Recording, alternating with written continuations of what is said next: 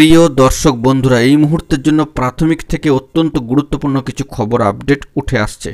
পর্ষদের নিয়োগ সংক্রান্ত বিষয়ে এই মুহূর্তে দাঁড়িয়ে যখন চূড়ান্ত ব্যস্ততা চলছে, ঠিক সেই প্রাক লগ্নেই ডিপিএসসির পদক্ষেপ কিন্তু শুরু হচ্ছে এবং দুটো বিষয় অত্যন্ত কোরিলেটেড। শ্রেণী সংযুক্তির ক্ষেত্রেও কিন্তু তোড়জোড় লক্ষ্য করা যাচ্ছে। ব্রেকিং নিউজ আপডেট কার্যত এই মুহূর্তে দাঁড়িয়ে সবটাই আলোচনা করছি, অত্যন্ত আর্জেন্ট ভিডিও, তাই ভিডিওটিকে শেষ পর্যন্ত ওয়াচ করবেন। চ্যানেলটিকে এখনই সাবস্ক্রাইব করে নিয়ে সঙ্গে থাকবেন। চলুন একদম কথাবার্তা না বাড়িয়ে আমরা মূল টপিকে ফোকাস করি।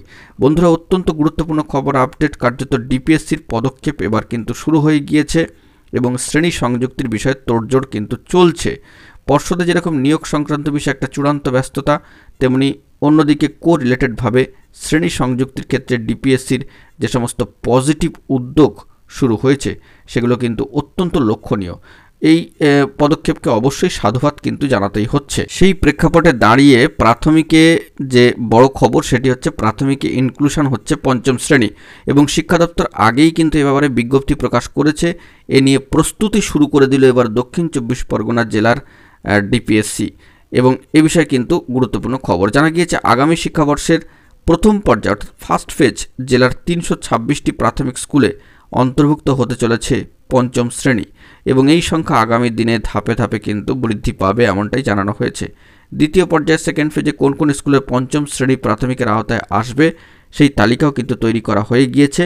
সেই তালিকায় রয়েছে 283টি স্কুল এবং সামগ্রিকভাবে এই স্কুলগুলো কিন্তু পরিদর্শন করবেন সম্মানীয় শিক্ষা দপ্তরের আধিকারিক মহাশয়রা। তাদের রিপোর্ট সন্তোষজনক হলে তা পাঠানো হবে কিন্তু সরকারের কাছে।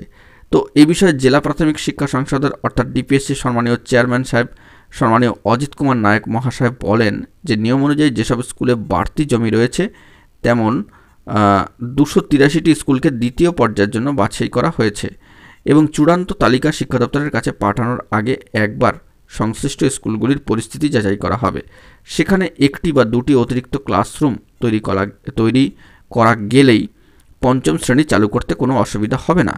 সরকার সেই তালিকা অনুমোদন করার পর ওইসব স্কুলে পঞ্চম শ্রেণীকে অন্তর্ভুক্ত অর্থাৎ ইনক্লুশন করার প্রক্রিয়া শুরু হয়ে যাবে এবং তৃতীয় পর্যায়ের অন্তর্ভুক্তির কাজ শুরু হতে দেরি আছে বলে জানা গিয়েছে।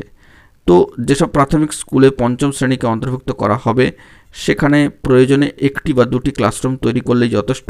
তবে পঞ্চম শ্রেণী চালু হলে সেই সব স্কুলের শিক্ষক শিক্ষিকার ঘাটতি দেখা দিতে পারে বলে বিভিন্ন মহল থেকে একটা আশঙ্কা কিন্তু প্রকাশ করা হচ্ছে।